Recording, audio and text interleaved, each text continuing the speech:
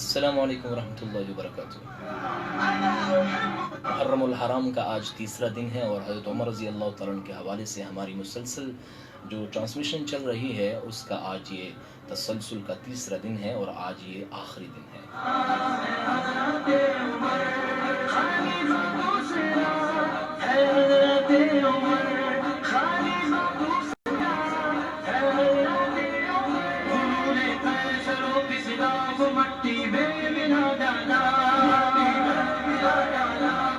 ہمارے ساتھ اسٹوڈیو میں ایک بہت عظیم شخصیت موجود ہے، حضرت مولانا محمد مفتی مصعب حسن عباسی دامت برکاتہم العالیہ۔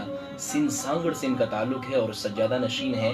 ایک بہت بڑی درگاہ عالیہ قادریہ راشدیہ حسنیہ، یہ نوابشاہ میں بہت بڑی درگاہ ہے اور جامعۃ حسن سلیمانی کراچی کے محتمم ہیں اور ہمارے پاس آج مہمان بن کے تشریف لائے ہیں۔ میں ان کو ویلکم کہتا ہوں اور السلام علیکم ورحمۃ اللہ وبرکاتہ۔ حضور بہت شکریہ، آپ ایک بہت لمبے طویل سفر پہ ہیں اور لمبے طویل دورے پہ ہیں دعوت اور تبلیغ کے حوالے سے، اور عمر رضی اللہ تعالیٰ کی شان کو بیان کرتے ہوئے آپ نکلے ہوئے ہیں۔ آپ اپنے علاقے میں بھی ماشاءاللہ ان چیزوں کو خوبی سے دیکھ رہے ہوں گے۔ میں آپ کی طرف ٹاپک کی طرف، ہمارا ٹاپک جو ہے وہ ہے کہ عمر رضی اللہ تعالیٰ کی حکومتی جو تجدیدات ہیں، جو نئے انہوں نے مطلب محکمے قائم کیے، اس کے حوالے سے آج ہمارے اپنے دوستان کو بتانا ہے کہ کیسے انہوں نے اپنی سارے انتظامیہ معاملات کو دیکھا اور کیسے انہوں نے خوبصورتی کے ساتھ جو چیزیں پہلی موجود نہیں تھی ان کو پیدا کیا، اور یعنی ان کی تجدید کی اور ان کو وجود بخشا، اور آج تک وہ عمر لا کے نام سے مختلف ملکوں میں اور ہمارے اپنے پاکستان میں بھی اسے کچھ نہ کچھ جو ہے نا چیزیں ہمیں دیکھنے کو ملتی ہیں۔ تو اس میں آپ سے ملتمس ہوں ہمارے سامعین اور ناظرین پہ اس پہ بتائیے گا۔ جزاکم اللہ خیر حضرت مفتی صاحب، اللہ آپ کو جزائے عظیم عطا فرمائے۔ آپ نے ہمیں بات کرنے کا موقع دیا، اور یہ تبلیغی سفر اور روحانی سفر تو مسلسل چلتا رہتا ہے اللہ کے فضل سے الحمدللہ، اور آپ نے خصوصی شفقت فرمائی، ہمیں جزاک اللہ یاد فرمایا۔ حضرت عمر رضی اللہ تعالیٰ عنہ اور حضرت سیدنا حسین رضی اللہ تعالیٰ عنہ کا آپ نے عشرہ کا پروگرام فاروق حسین، عشرہ فاروق حسین کا پروگرام رکھا ہے، بڑا خوش آئند ہے الحمدللہ، اور یہ ایک پورے پاکستان کے ہمارے ٹی وی چینلز کے لیے اور ریڈیوز سوشل کے لیے، میڈیا، سوشل پرنٹ میڈیا کے لیے، پرنٹ میڈیا کے لیے ایک نمونہ اور مثال ہے، حسین امتزاج ہے۔ الحمدللہ، اور انشاءاللہ آئندہ لوگ اس کو دیکھیں گے بھی، اور اسلام کا صحیح آئینہ، جو صحیح اسلام کی مقدسات ہیں ان کا صحیح آئینہ، اور ان کے ساتھ جو ہماری روحانی اور قلبی ان کے ساتھ تعلقات ہیں، اس کی یہ ایک عملی شکل ہے۔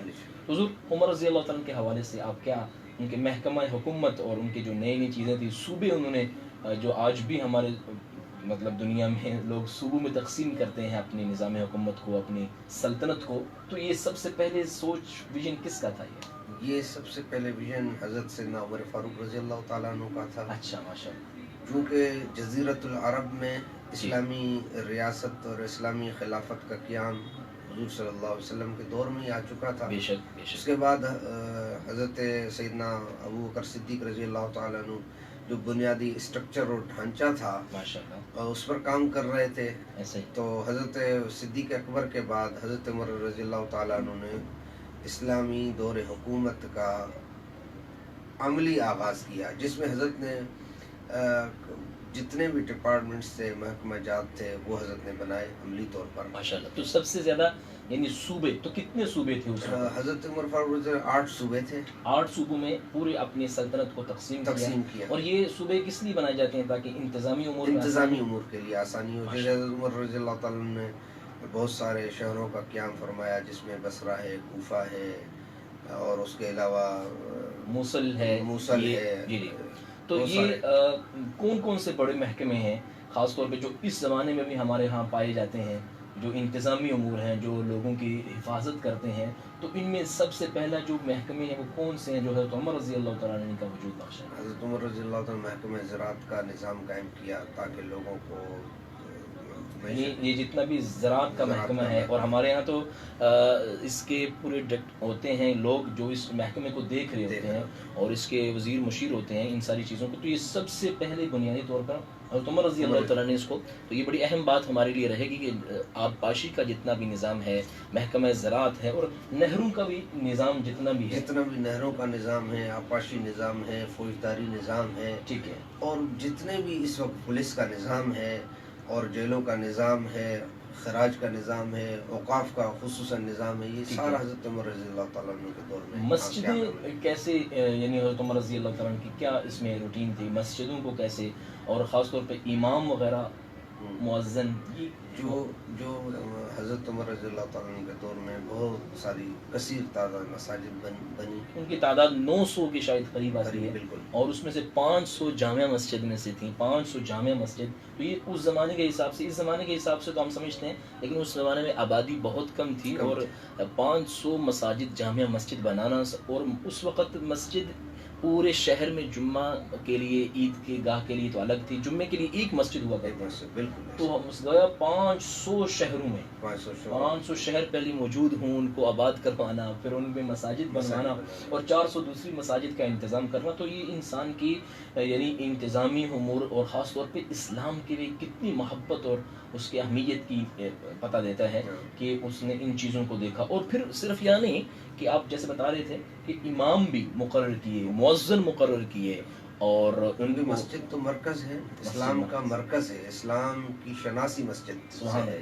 اور جو مسجد سے جڑا تو اللہ سے جڑ گیا، اور شاعر اللہ قرآن میں شاعر کہا گیا ہے، شاعر اللہ کی نشانیوں میں سے ہے. اور وَمَن يُعَظِّمْ شَعَائِرَ اللَّهِ فَإِنَّهَا مِن تَقْوَى الْقُلُوبِ، اور جو فرمایا جو اللہ کے شاعر کی عزت کرتا ہے، احترام کرتا ہے، یہ تقوی والا ہی کر سکتا ہے. تو جب بھی ہمیں مسجد میں جائیں تو ہمیں یاد آنا چاہیے کہ یہ عمر رضی اللہ تعالیٰ عنہ وہ شخصیت ہے جنہوں نے مساجد کو سب سے زیادہ فروغ دیا اپنے دور حکومت میں. پولیس کا جو آج طور پہ عام طور پہ یہ اس پہ تھوڑا سا بد یعنی عنوانی کا ایک لیبل لگ چکا ہے، تو حضرت عمر رضی اللہ تعالیٰ عنہ تو بڑے احتساب کرنے والے تھے. تو ان کے ہاں پولیس کا نظام، تو ان پہ تو کوئی بات نہیں جاتی ہے ذہن سے. حضرت عمر رضی اللہ تعالیٰ نے جو پولیس کا نظام دیا جی، اس میں انصاف تھا، اور لوگوں کی حفاظت کے لیے اور لوگوں کے مسائل کے لیے، جی، اور جو ان کو پریشانیاں ہوں ان کے لیے حضرت عمر نے بنایا. جی، پر آج بھی پولیس تو ایک بہت بڑا محکمہ ہے، مقدس محکمہ ہے. اگر اس کو مقدس سمجھ کے کیا جائے تو یہ بہت عظیم ہے، کیونکہ یہ انسانیت کی حفاظت ہے. جی، اور یہ عمر رضی اللہ تعالیٰ جیسے آپ مطلب آپ علماء بتاتے ہیں کہ کیسے رات کو بھی گشت کیا کرتے. حضرت عمر رضی اللہ رات کو گشت کیا کرتے تھے، پہرا دیا کرتے تھے، لوگوں کے بارے میں پوچھا کرتے تھے، کوئی قافلہ آ رہا ہے اس کو دیکھنا، اور کوئی جیسے کہ واقعات میں بھی آتا ہے کہ کیسے رات کو بھی اگر کوئی ایسا قافلہ یا ایسا کوئی خاندان ملا کہ جس میں کوئی ان کو ضرورت تھی، تو کیسے ان کی خدمات اس میں. تو حضرت عمر کا مشہور واقعہ ہے جب آپ رات کو نکلے، اچھا، اور ایک جگہ آگ جل رہی تھی، ٹھیک ہے، تو کچھ ہانڈی میں پکنے کا ایسے جی آواز آ رہی تھی، تو آپ نے دریافت کیا اس عورت سے جی جی کہ آپ کیا کر رہی ہیں. تو انہوں نے فرمایا کہ میں جو ہوں بچوں کو سلا رہی ہوں اور کھانے کو کچھ نہیں ہے. اور انہوں نے شکوہ کیا کہ سیدنا عمر فاروق کی حکومت ہے، یعنی امیر المومنین موجود ہیں اور ہمارا گھر کا یہ حال ہے کہ یہاں پہ پانی کے سوا اس ہنڈیا میں کچھ نہیں ہے، اور اس لیے بچے رو رہے ہیں. تو عمر رضی اللہ تعالیٰ کا پھر کیا طرز عمل تھا، رعایا کے ساتھ کتنی رحم دلی تھی. تو حضرت واپس تشریف لے گئے. اچھا. بیت المال گئے اور بیت المال سے کندھے پر آٹا رکھا، جو ضرورت کی کھانے کی چیزیں تھیں وہ لے گئے اور بچوں کو کھلایا. اور پھر صبح حکم فرمایا کہ جو بھی ضرورت کی چیزیں ہیں یتیم بچوں کے لیے مہیا کی جائے. اور ساتھ میں یہ بھی بتایا جاتا ہے کہ رات ہی کو اپنے غلام کے ساتھ بیت المال میں پہنچتے ہیں، اور وہاں سے جو بھی اس بوری کے اندر جلدی سے بھرا جا سکتا تھا اس کو بھرا، اور ساتھ پھر اس غلام جو تھے جن کا اسلم نام تھا ان سے کہہ رہے ہیں کہ یہ جو بوری ہے یہ مجھے میرے کندھوں پہ رکھی جائے. تو غلام آگے سے دست عرض کر رہے ہیں آقا میں ہوں، آپ نے مجھے رکھا ہی کام کے لیے ہے. تو فرمایا یہ ذمہ داری میری الگ ہے. اور پھر کیا فرمایا کہ قیامت کے دن کیا تو میرا بوجھ اٹھا لے گا جو آج میرا بوجھ تقسیم کرنے کے لیے آگے بڑھ رہا ہے.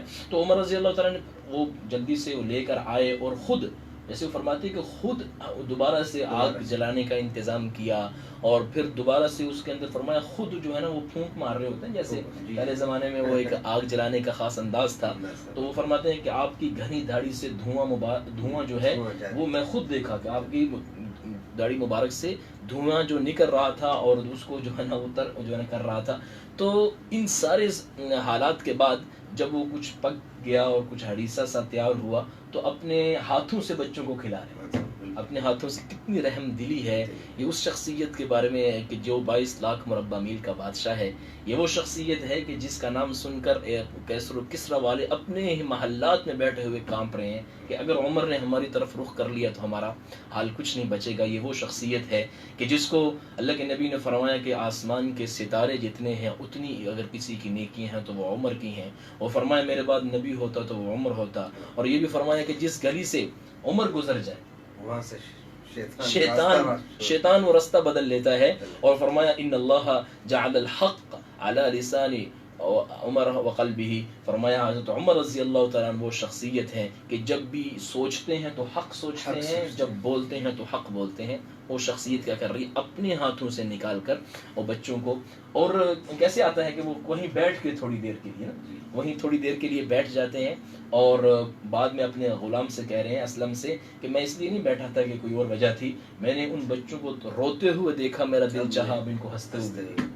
کتنی رعایا کا اور کتنے اپنے جو ہے نا متحد لوگوں کا خیال یہ ہمیں سکھا کر گئے ہیں عمر رضی اللہ تعالیٰ. اس کے علاوہ ان کے اور کون سے ایسے جو واقعات آتے ہیں کہ جب خلیفہ بنے تو ایک مشہور خطبہ انہوں نے دیا تھا تاکہ اپنی رعایا کو ان کے جو ضرورت مند ہیں ان کو تقویت دینے کے لیے. اور جو ہر زمانے میں کچھ لوگ ہوتے ہیں جو اپنے آپ کو طاقتور سمجھتے ہیں، تو کیا خطبے میں الفاظ تھے ان کے؟ تو حضرت نے فرمایا رضی اللہ تعالیٰ عنہ کہ میں آپ سے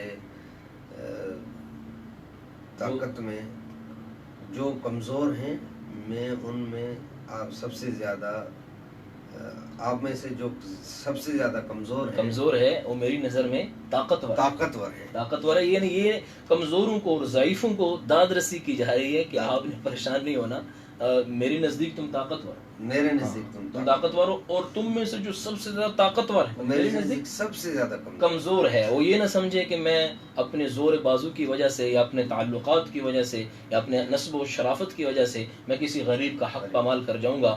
کہا میں یہی ہوں، جو طاقتور ہے وہ غریب کمزور ہے، اور جو کمزور ہے وہ میرے نزدیک طاقتور ہے. اس کے علاوہ نماز کے متعلق آپ کا کیسے صبح کی نمازوں میں آپ کے کیا زیادہ تلاوت کیا کرتے تھے؟ آپ حضرت عمر فاروق رضی اللہ تعالیٰ عنہ کا معمول تھا کہ فجر کی نماز میں اکثر زیادہ صورتیں لمبی صورتیں تلاوت فرمایا کرتے اور بڑا اس تلاوتوں میں رکعت آمیز کیفیت ہوتی تھی اور روتے تھے بہت زیادہ. یعنی کئی صفوں تک آواز کا چلے جانا. اور خاص طور پہ کون سی صورت عام طور پہ جو زیادہ تلاوت کیا کرتے تھے؟ تو حضرت عمر رضی اللہ تعالیٰ عنہ جو سب سے زیادہ صورت تلاوت کرتے تھے سورۃ یوسف کی جو آیات ہیں انما اشکو بسی وحزنی، اس میں حضرت یعقوب علیہ السلام اپنے بچوں سے جو ان کو تکلیف ملی تو وہ اللہ کو کہہ رہے ہیں. تو عمر رضی اللہ تعالیٰ بھی رعایا کے لیے بڑے نرم دل تھے، لیکن لوگوں کی طرف سے تھوڑا سا ان کے بارے میں یہ تھا کہ شاید یہ تھوڑی سختی کرتے ہیں. تو حالانکہ فرمایا کہ ایسا نہیں ہے، اگر تمہیں پتہ چل جائے کہ میرے دل میں تمہاری محبت کتنی ہے، تمہارے لیے شفقت کتنی ہے، تو فرمایا تم اتنے بے باک ہو جاؤ کہ بے باکی میں اور اتنے بے تکلفی میں میرے کندھوں پہ تم جو ہے نا سوار ہو جاؤ. لیکن فرمایا یہ جو میں نے تھوڑا آپ کے اپنے اور تمہارے درمیان گیپ رکھا ہوا ہے اس لیے ہے تاکہ حکومتی نظام صحیح چل سکے اور تاکہ نظام حکومت اور اسلامی نظام کی جو عروج ہے وہ اس کو ایک دفعہ مل سکے. کیونکہ جس کی جتنی اہمیت ہوتی ہے اس کی اتنی بات ماننا آسان ہوتی ہے، اور یہ ایک اہم چیز ہے کہ اس کو ہمیں دیکھنا بھی چاہیے. رات کو گشت کیا کرتے تھے عمر رضی اللہ تعالیٰ عنہ، تو اس دوران قرآن پاک اکثر سننے کا موقع ملتا تھا کیونکہ اس زمانے میں گھروں میں قرآن پاک زیادہ پڑھا جایا کرتا تھا. تو کیسے آیات کو سنتے اور کیسے آیات کو سن کر ان کے دل پر وہ کفیت طاری ہو جاتی تھی، کئی دن بیمار رہتے تھے. تو دور کے بارے میں آتا ہے کہ وہ سورۃ طور، کہتے ہیں سورۃ طور کے بارے میں آتا ہے کہ فرمایا والطور و کتاب، اس میں اللہ قسمیں کھا رہا ہے چند چیزوں کی، طور کی قسم، و کتاب مستور فی رق منشور والبیت المعمور، ان سب چیزوں کی قسم کھانے کے بعد اللہ فرما رہے ان عذاب ربک لواقع، کہ تیرے رب کا جو کوڑا ہے عن قریب پڑنے والا ہے، ما لہ من دافع، جس سے کوئی بچاؤ کا جو ہے نا وہ رستہ نہیں ہوگا، اس سے کوئی بچاؤ کا جو ہے طریقہ نہیں ہوگا۔ تو یہ جملے سنے اور اتنے پریشان ہوئے اور وہیں کہتے ہیں بے ہوش ہو گئے اور پھر گھر میں لایا گیا۔ تو یہ ساری سیرت حضرت عمر رضی اللہ عنہ اس لیے بولی سنی جا رہی ہے کہ یہ چیزیں ہمارے اندر آ جائیں، کوئی نہ کوئی کسی نہ کسی حد تک یہ چیز ہمارے اندر ہے۔ تو آپ اپنے مدرسے کے اندر، وہاں پہ آپ ماشاءاللہ آپ کا مدرسہ ہے اور سلسلہ ہے آپ کا، تو یہ جو ہوتا ہے جو تزکیہ ہے، یہ تصفیہ ہے، یہ لوگوں کے اندر یہ اس کا کیا آج کل طریقہ چل رہا ہے؟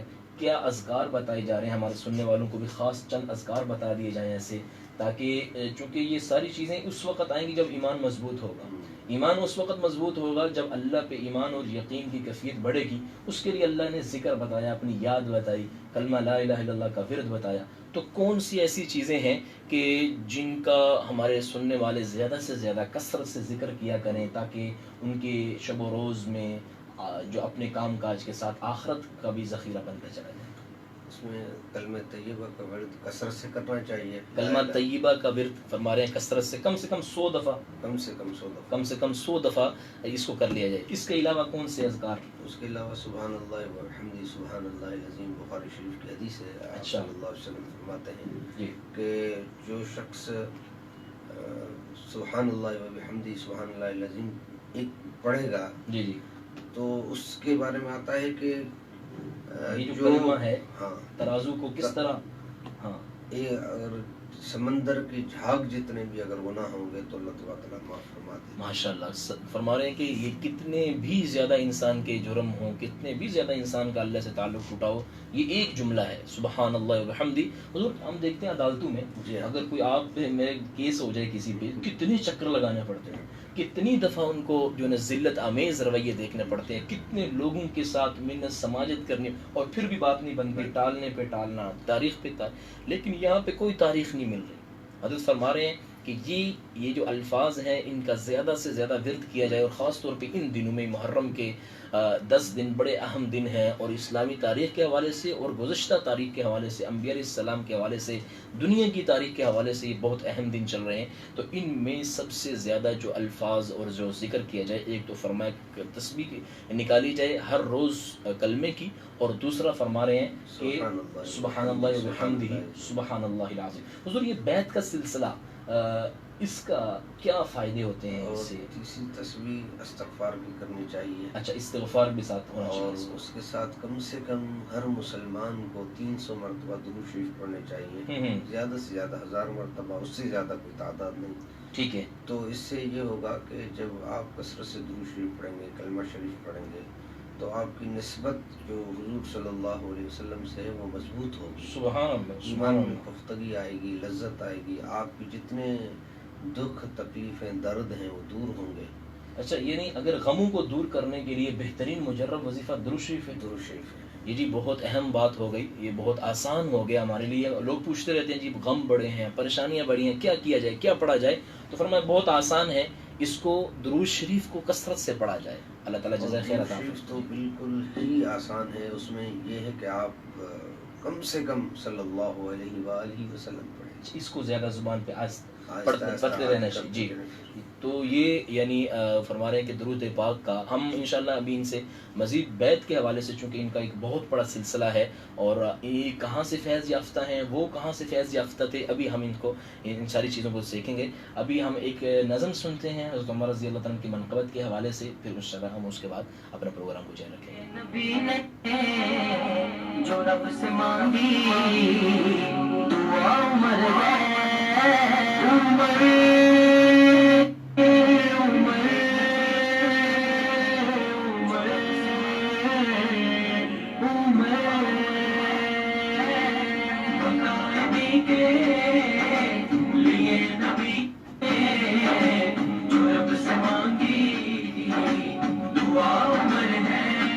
اعلائے دین کے لیے نبی نے جو رب سے مانگی دعا عمر ہے. ماشاءاللہ. عمر عمر عمر عمر گلی گلی نگر نگر عمر عمر عمر عمر ابن خطاب آیا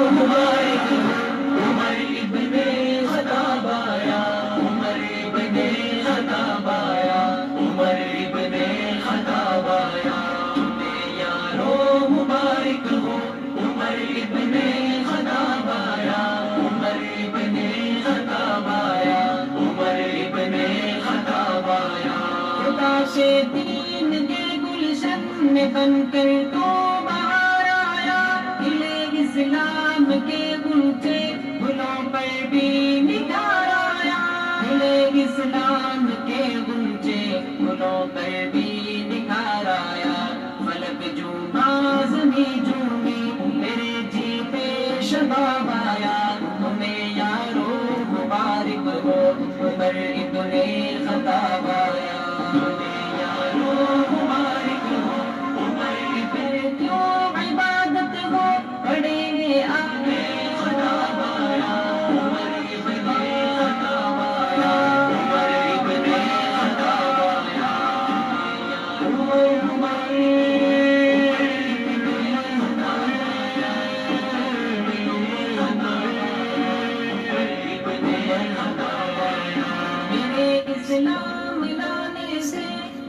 کر کیوں عبادت ہو پڑھیں گے آج کعبہ میں گھوڑوں کے جس کی طاقت ہو پڑھیں گے آج کعبہ میں گھوڑوں کے جس کی طاقت ہو اڑا دوں گا میں سر اس کا گفر کا جو نواب آیا تمہیں یارو مبارک ہو عمر ابن خطاب آیا یارو مبارک ہو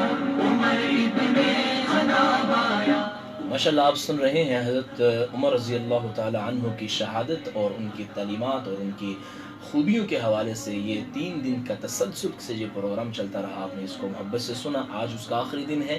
آج حضرت عمر رضی اللہ عنہ کی اولاد کے حوالے سے ان کی شادیوں کے حوالے سے دن کو پروگرام ہوگا اور آخری پروگرام ان کی شہادت کے حوالے سے آپ سنیں گے انشاءاللہ. ہمارے ساتھ موجود ہیں حضرت علامہ مولانا مفتی محمد مصعب حسن عباسی صاحب جو سندھ سے جن کا تعلق ہے اور ایک بہت بڑی درگاہ کے اور بہت بڑی سجادہ نشین ہیں سلسلہ عالیہ قادریہ کے اور ایک جامعۃ الحسن جو کراچی میں ہے اس کے محتمم بھی ہیں. حضور سے میں یہ سیکھنا چاہ رہا تھا, میں پوچھنا چاہ رہا تھا, ہمارے کچھ لوگ بیعت کرنا چاہتے ہیں تو اسلام میں کیا بیعت کرنا ضروری ہے؟ کیا اس کی کوئی شرعی حیثیت کیا ہے؟ یہ کوئی ضروری ہے کہ اس کے فائدے کیا ہیں؟ اگر کوئی کرنا چاہے تو اس کا صحیح رستہ کیا ہے؟ کیونکہ ہر چیز مارکیٹ میں 1 نمبر بھی ہے, 2 نمبر بھی چیزیں چل رہی ہیں. تو کیا بہتر انداز ہوگا؟ آپ ذرا ہمارے سامنے کو کھل کے بتائیے گا کہ کیسے اس کو کرنا چاہیے. مفتی صاحب اللہ آپ کو جزائے خیر دے, اپنی شفقت فرمائی. بیعت تو اصل میں امیر عام سے ہوتی ہے. ٹھیک ہے. اس میں اسلام کا تصور ہے. ایک ہے امیر عام ہوتا ہے, ایک امیر خاص ہوتا ہے. ٹھیک ہے. امیر عام امیر المومنین کو کہتے ہیں. ماشاء حضور صلی اللہ علیہ وسلم تھے, پھر حضرت سیدنا ابوبکر صدیق تھے, پھر سیدنا عمر فاروق تھے. جی جی. اور امیر عام جو ہے وہ اس کا ایک کوئی بھی یعنی اس کے بعد میں جو ان کی خلافت جو ان کی طرز پہ کام کر رہا ہو. یہ جو ہمارے ہاں پیر حضرات کی بیعت کی جاتی ہے اس کا کیا فائدہ ہے؟ اس کا فائدہ یہ ہے کہ سیدنا عبد القادر جیلانی رحمۃ اللہ علیہ کے بارے میں آتا ہے تو فرماتے ہیں کہ جو شخص بیعت کرے گا کم سے کم اس کو فائدہ یہ ہوگا کہ اس کا ایمان پر خاتمہ. سبحان اللہ. یہ نسبت کو شاید مضبوط کیا جا رہا ہے کہ نسبت مصطفیٰ بھی بڑی چیز ہے. جس کو نسبت نہیں اس کی بخشش نہیں. خود خدا نے نبی سے یہ فرما دیا جو تمہارا نہیں وہ ہمارا نہیں. یہ بہت بڑی چیز ہے کہ اس اپنا ہاتھ پکڑا دینا کسی کو. جیسے کہتے ہیں نا بچہ اگر کہیں ایسے پگڈنڈی پہ چل رہا ہو تو باپ کہتے ہیں بیٹا مجھے اپنا ہاتھ پکڑا دو, تو میں تمہیں گرنے نہیں دوں گا. لیکن کیا اس کا تصور یہ ہے کہ ایمان پہ خاتمہ ہوتا ہے، اس کے فائدے ہوتے ہیں، کیا انسان خود عمل چھوڑ دے اپنے؟ نہیں، بیت کا ہمارے حضرت رحمۃ اللہ علیہ فرماتے تھے کہ پیر کو پتہ نہیں ہوتا کہ میرا مرید کون ہے، اور مرید کو بھی پتہ نہیں ہوتا کہ میرا مرشد کون ہے. سبحان اللہ. بس بیت کر لی، پھر مرشد کو نہ یعنی دیکھا. عام طور پہ آج کل یہ ہو رہا ہے کہ ایک دفعہ بس جذبات میں آ کے بیان سن کے بیعت کر لی اور پھر اس کو چھوڑ دیا. ایسا نہیں ہونا چاہیے، بلکہ کیا طریقہ ہونا چاہیے، پیر کو کیسے ہمیں جو صحیح اسلامی تصور ہے وہ ہمارے لسنر کو بتائیے گا. پیر حضرات کو کیا کرنا چاہیے، جو لیڈر ہیں، جو رہبر ہیں، جو رہنما ہیں، اور مریدین کو ان کی کیسے عقیدت کے ساتھ ان کی پیروی کرنی چاہیے. بیت کا مطلب ہے، اصل یہ ہے کہ جو شیخ ہے جس سے بیت کرے جی، اس کی مکمل اطاعت کی جائے. ہاں، یعنی اس کی نیکی میں اطاعت کی جی جائے. ہاں، ہر کام میں جو حضرت فرمائے. جو بیت کے جو الفاظ ہیں وہ کیا ہوتے ہیں؟ توبہ کی میں نے شرک سے، کفر سے، بدعت سے، گمراہی سے، یعنی یوں بیعت کیا جاتا ہے. بیت کیا جاتا یہ ہے. جو ہمارا چھٹا کلمہ ہے، جی ہاں، شاید اسی کا ترجمہ ہوتا ہے. جب بھی بیعت ہوتا ہے کوئی انسان کسی عالم یا بزرگ کے ہاتھ پر، تو اس کو چھٹا کلمے کا جو ترجمہ ہے وہ اس کو پڑھایا جاتا ہے. اس کے بعد کیا وظائف اور کیا اس کو بڑھایا؟ بیت میں اہم لفظ یہی ہوتا ہے کہ حضرت شیخ آپ جو مجھے حکم فرمائیں گے میں اس پر عمل کروں. یعنی یہ ایک قسم کا عہد ہو گیا، وعدہ ہو گیا. ماشاءاللہ. تو جو عقد وعدہ ہے وہ ہم توڑ دیتے ہیں. یعنی ہمیں ان کی بات کو ماننا چاہیے. تو عام طور پہ جو مرید ہوتے ہیں، ہمارے پنجاب کا تو یہ حال ہے، سب کا نہیں، اس میں استثناء ہر جگہ موجود ہوتا ہے.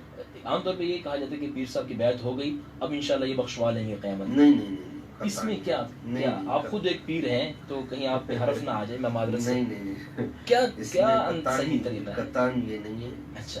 سیدنا عمر فاروق رضی اللہ تعالیٰ عنہ کا مشہور واقعہ ہے کہ اتنا روتے تھے کہ اس کی رونے کی اور آواز کافی دور تک سنی جاتی تھی، اور صفوں تک نماز کے اندر ان کی آواز. تو آپ فرماتے تھے کہ میری کہیں پکڑ نہ ہو جائے.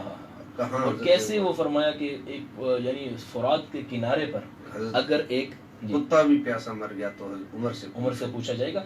بات یہ چل رہی تھی کہ مریدین میں جو یہ غلط کنسیپٹ پایا گیا ہے، اس کا حل کیا ہونا چاہیے؟ آپ اس کا ماشاءاللہ حل کر رہے ہوں گے. کیسے ان کو سمجھایا جائے کہ اصل بیعت کا مقصد رستہ دکھانا ہے. پیر صرف رستہ دکھا سکتا ہے، اللہ سے دعائیں آپ کے لیے کی جا سکتی ہیں. اس کا قطعاً مطلب نہیں کہ قیامت کے دن آپ عملوں میں جو مرضی کرتے رہیں وہ آپ کو بچا لے. ہمارے یہاں یہ پایا جاتا ہے آپ کا سلسلہ جو ہے وہ کہاں تک جاتا ہے، اور آپ کے بڑے کون ہیں؟ ہمارا جو سلسلہ ہے وہ جو میرے دادا تھے حضرت شیخ تفسیر امام الاولیاء حضرت مولانا احمد اللہ رحمۃ اللہ علیہ کے خلیفہ تھے. اچھا، ماشاءاللہ. ان کے خلیفہ تھے ماشاءاللہ سندھ میں. اور ہمارے بزرگ تھے حضرت حماد اللہ علیہ رحمۃ اللہ علیہ، ان کے بھی خلیفہ تھے ماشاءاللہ. کیونکہ حضرت لاہور رحمۃ اللہ علیہ کے دو شیخ تھے، حضرت غلام الدین پور رحمۃ اللہ علیہ اور حضرت سید تاج شام روٹی رحمۃ اللہ علیہ ماشاءاللہ.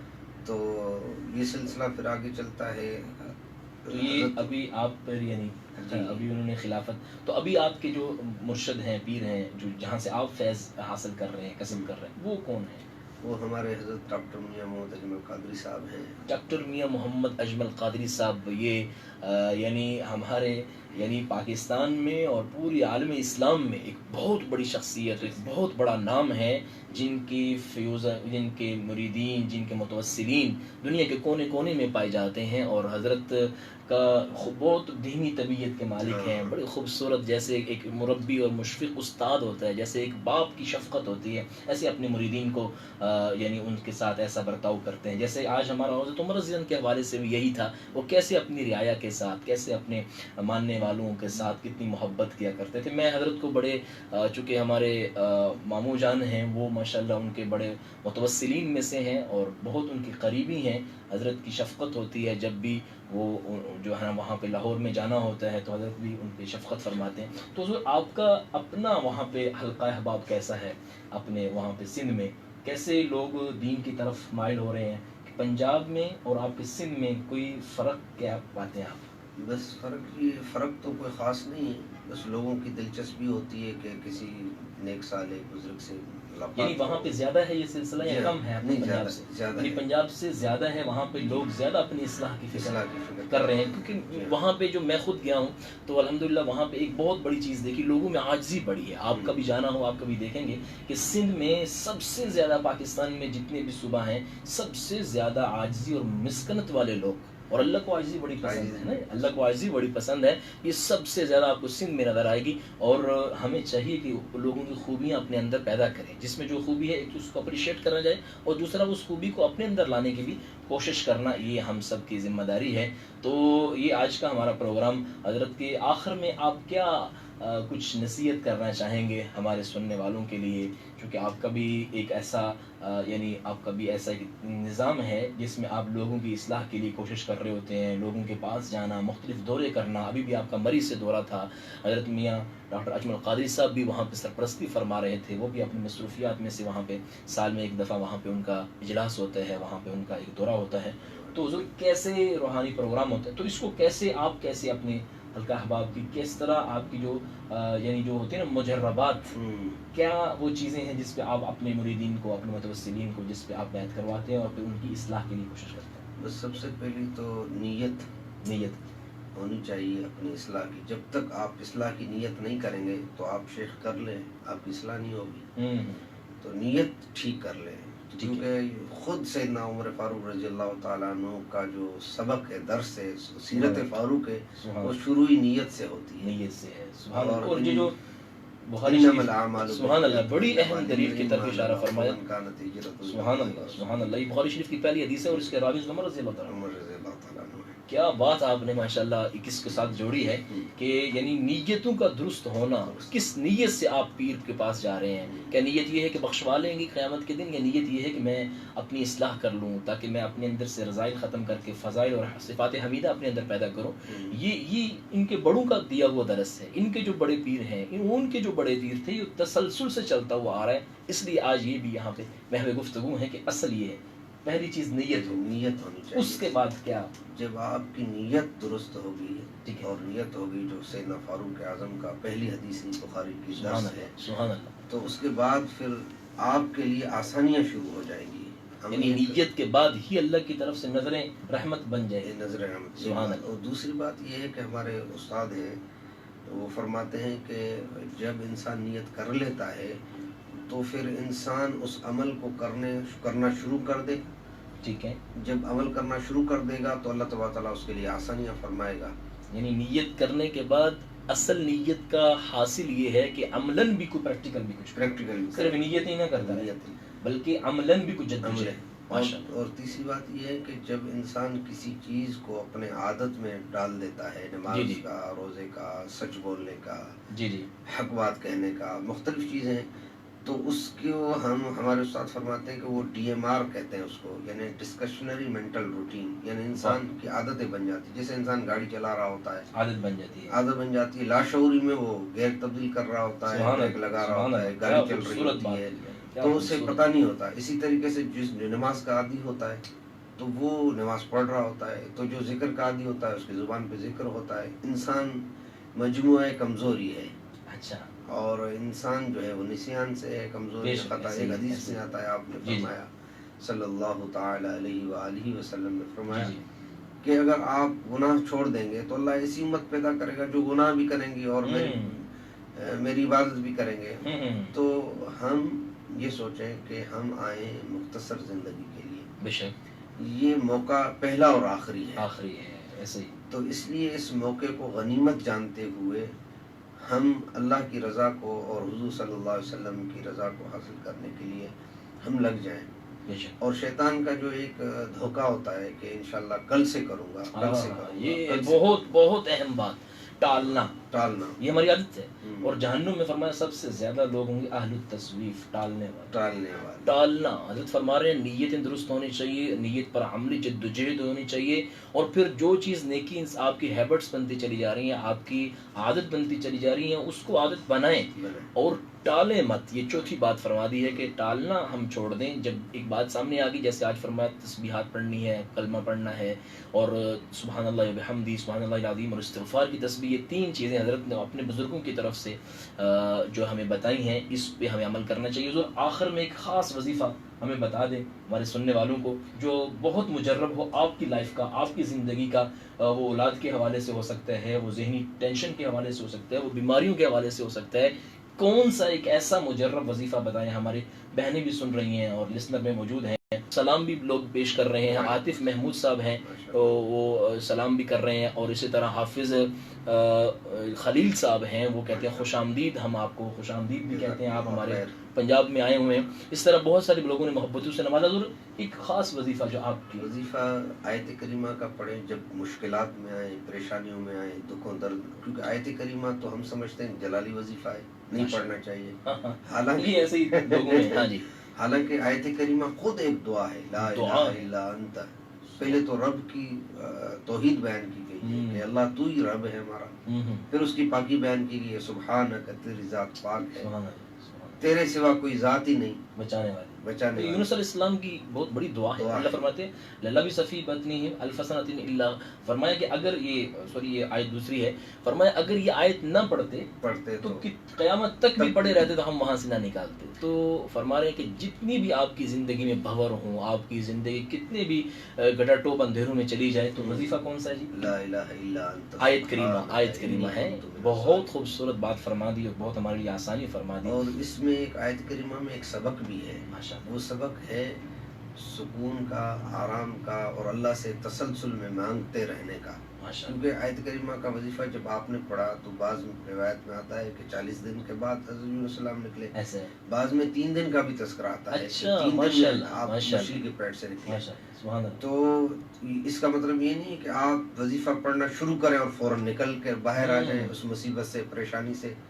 خودی کو کر بلند اتنا کہ ہر تقدیر سے پہلے یہاں تک جانا ہے کہ خدا بندے سے خود پوچھے. یعنی اس کے تسلسل سے رکھنا ہے اپنی زندگی میں, عمل کرتے رہنا ہے. مالی دا ہم پنجابی میں ایک جملہ ہے, کہتے ہیں مالی دا کم پانی دینا تے پر مشکاں پاوے, مالک دا کم پھل پھل لانا, لاوے یا نہ لاوے. حضور ہم آپ کو اگین ویلکم کہتے ہیں, اگین آپ کا خوش آمدید بھی کہتے ہیں, اور آپ کو جی آیانو بھی کہتے ہیں, کیونکہ ہمارے پنجابی کی یہ روایت ہے. اور انشاءاللہ آئندہ بھی جب بھی آپ کا ہمارے اس علاقے سے گزر ہوا, آپ نے ہمیں ضرور وقت دینا ہے. اور آپ جن کی وسالت سے آئے, حضرت مولانا غضنفر شاہ صاحب دامت برکاتہم العالیہ, جو خطیب اعظم یورپ ہیں, اور اس وقت لندن میں اور مختلف وہاں پہ ٹی وی پہ چینلز پہ اپنا ماشاءاللہ کردار ادا کر رہے ہیں. اور خاص طور پہ ہم سلام پیش کریں گے آپ کے جو پیر صاحب ہیں حضرت مولانا ڈاکٹر میاں اجمل قادری صاحب کو, جنہوں نے ایسی ایک خوبصورت ٹیم ہے ان کی, کیسے خوبصورت ان کا نظام ہے کہ جب بھی ان کو دیکھنے کا موقع ملا تو اس کا دل باغ باغ ہوا, ایمان تازہ ہوا. اور آج آپ سے مل کر اس کی عملی شکل ہم نے دیکھی. اللہ آپ کو جزائے خیر عطا فرمائے. ہم آپ کا شکریہ بھی ادا کریں گے اور آپ کو خوش آمدید دوبارہ سے کہیں گے. اللہ تعالیٰ آپ کے سفر میں آسانیاں فرمائے. جتنے بھی سننے والے تھے, ہمارے جاننے والے, میں دوبارہ تعارف کرواؤں, حضرت مولانا مفتی محمد مصعب عثمانی صاحب, مصعب حسن عباسی صاحب یہ ہمارے پاس آج اسٹوڈیو میں موجود تھے. آپ بڑی خوبصورت اور بڑی مدلل گفتگو فرمائی, اور آخر میں جو ہماری اس وقت کی پریشانیوں کا حل بتا دیا کہ کیسے ہمیں اپنی پریشانیوں سے نکلنا ہے. یقیناً ان کے بڑوں کی, ان کے بزرگوں کی, اور ان کے پیر صاحب کی, اور ان کے مرشد جو ہیں ان کی تربیت کا نتیجہ ہے. میں دعا گو ہوں اللہ تعالیٰ ان کے لیے جتنے بھی آنے جانے کے اسفار ہیں, اور جہاں بھی ملک میں بیرون ملک میں اسفار کر رہے ہیں, اللہ آسانی فرمائے. اور ان کو پوری ٹیم کو ایسے ہی لگن کے ساتھ امت کی بھلائیوں کے لیے, خوبیوں کے لیے, آسانیوں کے لیے کام کرنے کی توفیق نصیب فرمائے. مفتی محمد ابو بکر صدیق, اجازت دیجیے انشاءاللہ کل چونکہ ہمارا وہ 14 اگست کا دن ہے, وہ بھی ہمارے لیے بہت بڑا ایک اللہ تعالیٰ کی نعمت ہے جو 27 رمضان کو اللہ کی طرف سے ہمیں ملا. اس پہ انشاءاللہ ہم شکریہ ادا کرنے کے لیے, اللہ تعالیٰ کی اس نعمت کی قدر کرتے ہوئے, اس نعمت کو بیان کرنے کے لیے کل اسی وقت ہم حاضر ہوں گے. آپ ہمارا ساتھ دیجیے گا. اس ویڈیو کو اس لیے لائک کرنا, شیئر کرنا, تاکہ یہ جو پیغام ہے حضرت کا یہ زیادہ سے لوگوں کو تک پہنچ جائے. انشاءاللہ کل ملاقات ہوگی, تب تک کے لیے اجازت دیجیے. السلام علیکم.